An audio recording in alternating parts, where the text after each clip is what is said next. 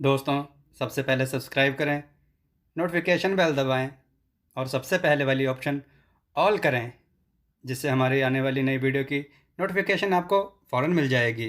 जय श्री राम भक्तों सुबह की वीडियो में जो हमने आपसे प्रश्न पूछा था कि माता पार्वती के माता पिता का क्या नाम है, तो उसका उत्तर है माता पार्वती के पिता का नाम पर्वतराज हिमालय और माता का नाम मैनावती है।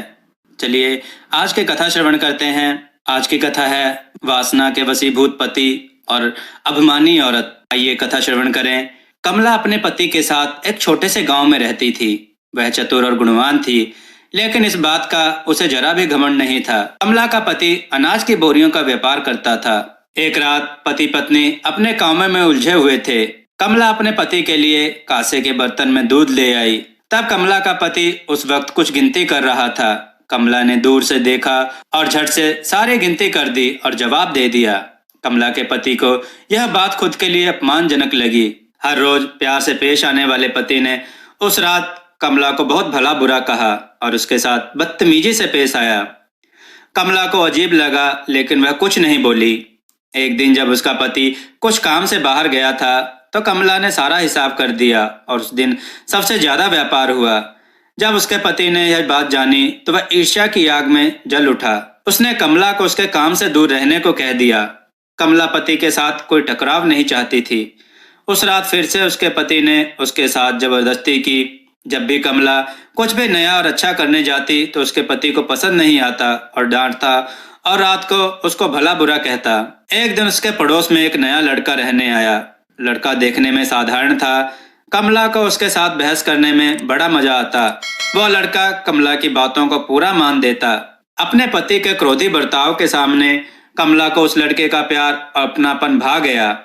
उन दोनों में एक अनोखी दोस्ती हो गई। धंधे में व्यस्त कमला के पति को यह सब का पता नहीं था। एक रात जब उसने कमला के साथ जबरदस्ती करनी चाही तो कमला उठकर खड़ी हुई और आधी रात को उस लड़के के घर जा बैठी।